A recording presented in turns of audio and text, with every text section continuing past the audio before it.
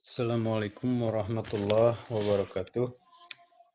Alhamdulillah dalam kesempatan ini kita bisa bertemu kembali dalam perkuliahan dokumentasi keperawatan.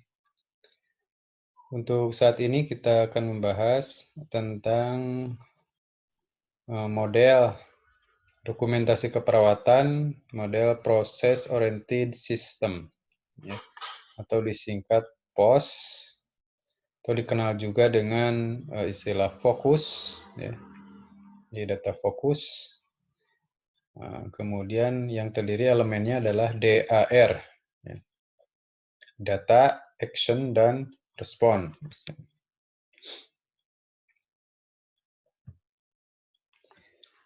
Pengertiannya, model dokumentasi POS ini disebut juga model dokumentasi fokus, yaitu model dokumentasi yang berorientasi pada proses keperawatan, mulai dari pengumpulan data, penentuan diagnosis keperawatan, kemudian penyebab masalah, dan definisi karakteristik yang dinyatakan sesuai dengan masalah fokus klien.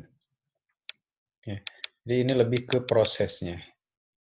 Jadi komponen yang terdapat di dalam model dokumentasi ini adalah yang pertama data objektif, data subjektif yang mendukung dokumentasi fokus ini. Kemudian juga action atau intervensinya, tindakannya, rencana tindakannya, baik yang direncanakan maupun yang akan dilakukan gitu ya. Yang akan dilakukan berdasarkan pengkajian atau evaluasi keadaan klien. Jadi berdasarkan data ini. Ini standar lah ya, kita semua sudah bisa mengerjakan ini. Jadi dari data-data yang relevan dikumpulkan menjadi suatu masalah keperawatan, dan akhirnya kita buat actionnya bagaimana gitu. Nah kemudian responnya, ya, menyediakan keadaan respon pasien atau klien terhadap tindakan medis atau keperawatan yang telah kita lakukan, gitu. Jadi apa yang kita rencanakan, kita lakukan, nah bagaimana respon dari klien terhadap intervensi yang kita lakukan tersebut. Apabila kita melihat dari contoh formatnya ya, mungkin semua sudah ada di file Word yang Bapak bagikan di sini. Ya, di sini ada format, POS, fokus, atau DAR ya. Nah, di sini terdapat adanya tanggal, jam, dan tanda tangan. Ya, siapa yang melakukan. Kemudian fokus ini berisi tentang keadaan, kondisi klien, diagnosa keperawatan, masalah penyebab, dan definisi karakteristik yang dinyatakan dalam fokus. Gitu. Ya, di sini bisa diisi dengan data-data diagnosa keperawatan dan sebagainya. Mungkin saja bisa bercampur ya di sini. Terutama di sini paling suka ini diisi aja dengan diagnosis keperawatannya ya. Kemudian untuk kolom catatan perkembangan atau responnya, di sini ada diisi juga dengan data ya, subjektif, objektif, kemudian actionnya bagaimana tindakan yang segera dilakukan, ya, berdasarkan pengajian data, kegiatan aktual yang penting untuk melaksanakan rencana tindakan keperawatan medis, kemudian juga responnya bagaimana, yang berisi dengan penjabaran respon pasien terhadap tindakan atau tindakan keperawatan atau tindakan medis, ya, menandakan apakah tujuan rencana tindakan dapat dicapai atau menyelesaikan fokus, ya, atau menyelesaikan masalah, gini ya. Kemudian mungkin menyediakan data yang mendukung perubahan dalam rencana keperawatan atau medis. Nah, di sini juga bisa kita tambahkan gitu ya, data-data yang mendukung adanya perubahan dari keadaan awal tadi gitu ya, dari di perkembangannya bagaimana. Contoh konkretnya di sini ada misalkan tanggal 5 Oktober 2019 jam 13, perawat Reja di sini menuliskan pada kolom fokusnya itu ketidakefektifan bersihan jalan napas berhubungan dengan ketidakmampuan pasien dalam mengeluarkan sekret. Nah, data-data yang mendukung itu, pasien mengatakan bahwa ia tidak bisa mengeluarkan sekret atau dahak. Pasien mengatakan bahwa ia kesulitan bernapas saat berbaring. Pasien mengatakan bahwa ia sulit untuk tidur karena batuk. Nah, DO-nya ada perubahan frekuensi napas, disebutkan berapa kali per menit. Pasien menggunakan otot-otot bahu pernapas, otot-otot bantu pernapasan, otot bantu pernapasan. Apakah adanya suara napas tambahan? Ya, boleh disebutkan apakah ronki atau sebagainya. Nah, apa yang kita lakukan? Actionnya apa? Yang pertama, atur posisi pasien dengan semi-volar atau volar. Anjurkan pasien untuk minum air yang hangat. Ajarkan pasien batuk efektif, lakukan fisioterapi dada, baik itu postural drainase atau sebagainya. Kemudian lakukan atau kolaborasi dengan dokter dalam pemberian oksigen. Ini intervensi yang kita rencanakan, actionnya. Kemudian bagaimana responnya? Setelah kita lakukan intervensi di atas, pasien mengatakan bahwa ia lebih mudah mengeluarkan dahak setelah dilakukan fisioterapi dada dan batuk efektif. Kemudian pasien juga mengatakan lebih nyaman ketika bernapas saat diberikan posisi semi-volar. Mau didapat itu apa? Oh, sudah ya.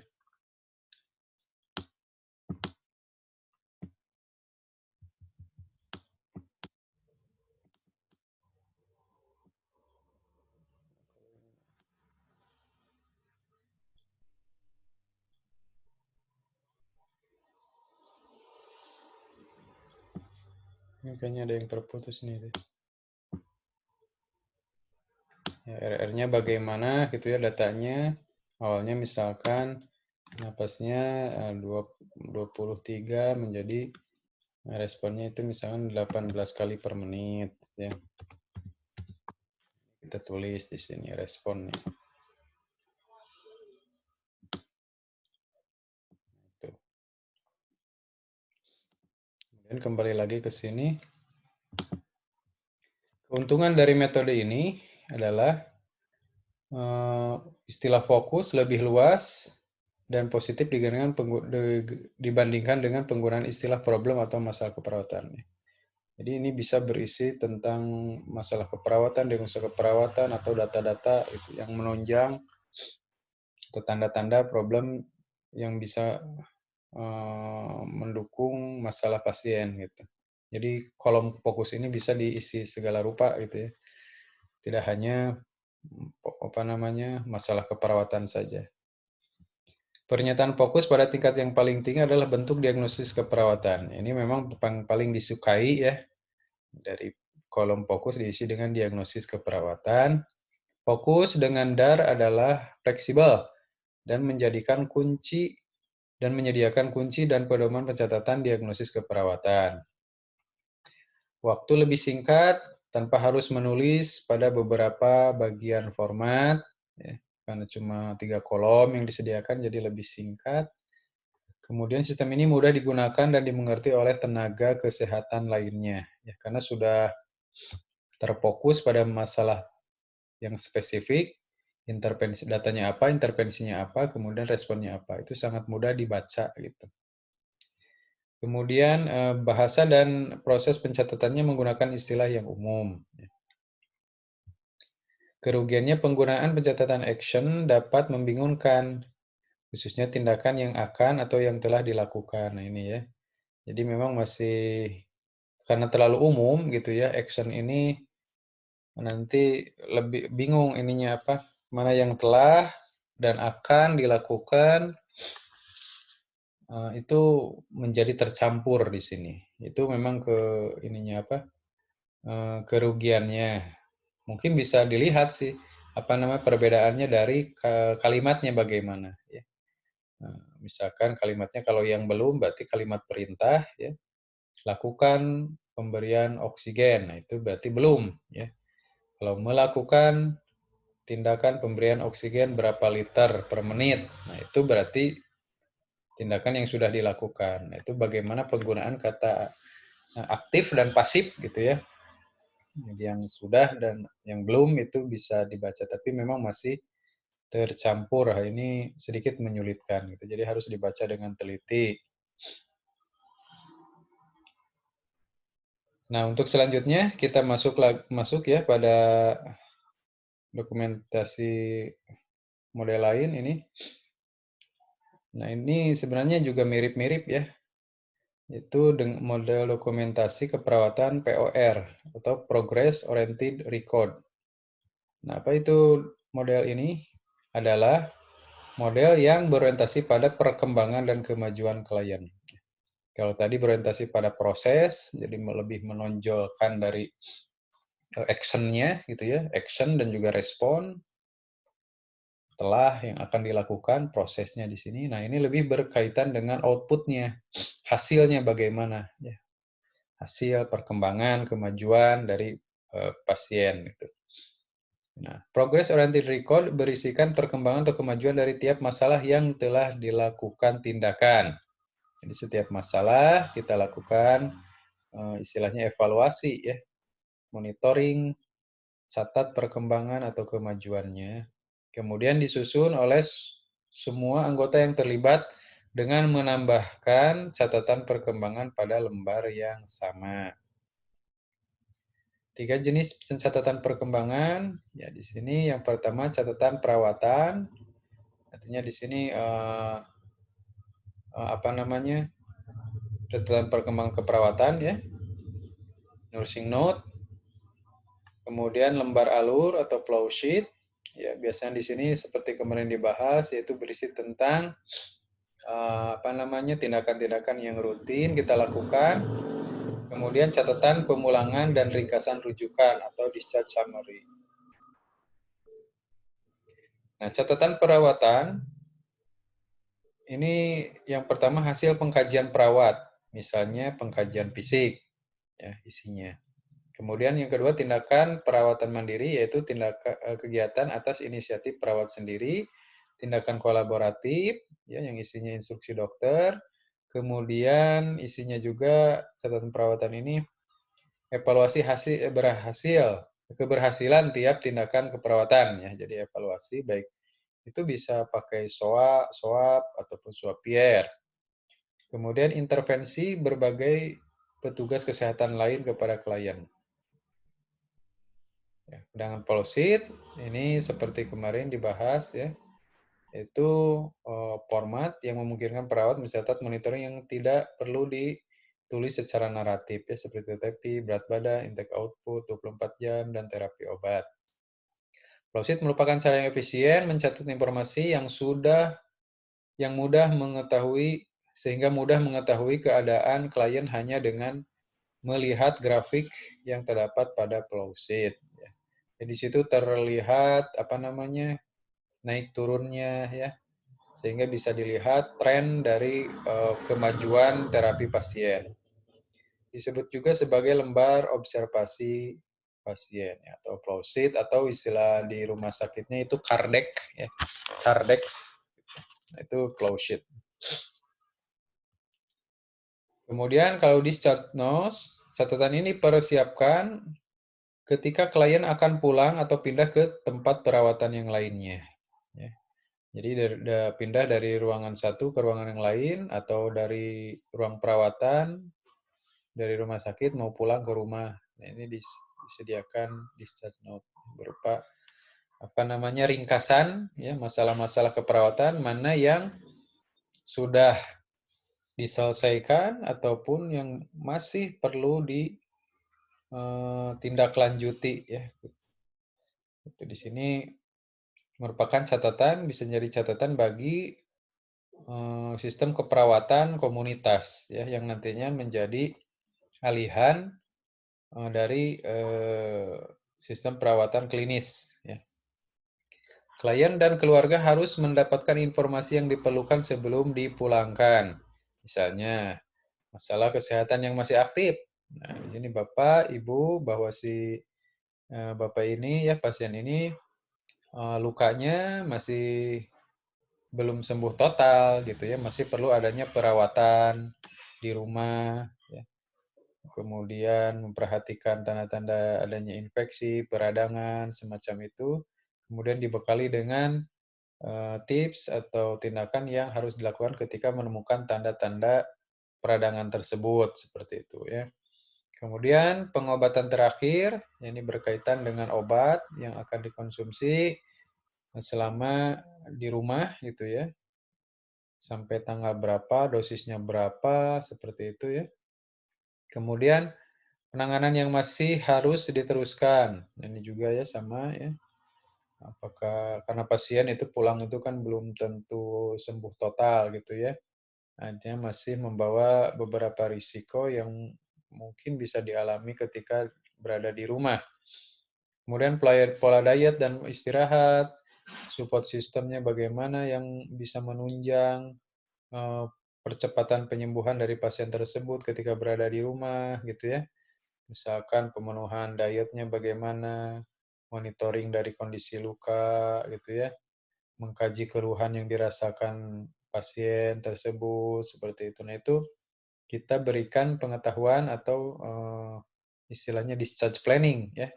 Discharge planning sebagai bekal baik pasien maupun keluarganya ketika sudah pulang dari rumah sakit. Kemudian pola dan juga gaya hidup. Jadi gaya hidup yang boleh atau yang tidak boleh, yang harus dikurangi ya atau dimodifikasi ya. Seperti ini perlu kita berikan juga ya. Nah, kalau kita lihat dari apa namanya? Formatnya bisa kita lihat di sini contoh format ini flow sheet-nya ya. Grafik flow sheet. Nah, di sini ya, bisa kita lihat per hari ya atau per hari di sini ya. Pagi, siang, sore, malam. Ya. Jamnya. Di sini ada suhu badan, nadi gitu ya. Ini mungkin juga ada respirasi rate ya. Bisa kita sertakan di sini. Kalau di sini cukup dua elemennya ya. Di sini ada nadi. Jadi kita harus misalkan sekarang itu tanggal 6 ya. Kita tulis manual di sini. Bukan tanggal 6, jam 6 gitu ya. Tanggalnya tanggal 1 pagi jam 6 ya. Kalau misalkan pasiennya datangnya jam jam 12 misalkan ya, kita tulisnya di sini dari jam 12. Nah, ini titiknya. Nah, ini kan ada titik-titik ya. Nih. Jadi kita betotnya dari sini ya. Untuk menandakan bahwa ini adalah nadi ya. Set betot lurus ya. Betot lurus menuju titik itu misalkan bahwa pada pagi hari ini jam 6 ini nadinya itu 72. Nah, kita lihat range-nya antara 80, di sini kan 60, 80 ya. Kita lihat di sini berarti kan peningkatannya itu 20-20 ya. 20, 20 gitu 20. Nah, di sini kita betot misal 72 kira-kira 6 atau 65 ya di sini nih kira-kira. Nah, kita betot dari sini kemudian di kolom jam 6 ya. Tuh, kemudian misalkan kalau nanti jam 12 di sini ada 80 pas ya. Atau 70 di sini ya, 70. Nah, sini kita tinggal titik saja nggak usah dibetot lagi. Ya, jadi hubungkan antara titik yang satu titik yang lainnya. Ini bisa dimonitoring tiap jam kalau di ICU ya, per jam gitu kalau di ICU. Kalau di ruang perawatan biasa bisa 6 jam sekali atau 4 jam sekali. Ini tergantung dari kebijakan dan tipe dari ruangan tersebut ya. Ada yang per jam, kalau semi intensif mungkin 4 jam, atau ruang perawatan biasa mungkin 6 jam, ya 7 jam sekali, ya, atau apa namanya mau pergantian dinas gitu ya, baru di Pulau Sit di sini dicatat berat badan, perubahan berat badan gitu. Ini per hari saja ya. Tensi darah bisa per hari gitu ya. Dietnya apa, jenisnya, TKTP. Di sini TKTP itu tinggi kalori, tinggi protein ya. Bubur tinggi kalori, tinggi protein. Kemudian intake-nya berapa, output-nya berapa gitu ya. Oh, bisa dihitung. Buang air besar berapa kali, buang air kecil berapa kali, infeksi nosocomial ada tidaknya. Kemudian kalau ada nilai lab, kita kopikan ke sini hasil-hasilnya gitu ya. Ya tidak perlu deskripsi, apa namanya, ini bisa dicatat di lembar Kardec ini ya, Ploto Flow Sheet ya. Oke, mungkin sampai di sini dulu pertemuan kita mengenai apa mengenai model dokumentasi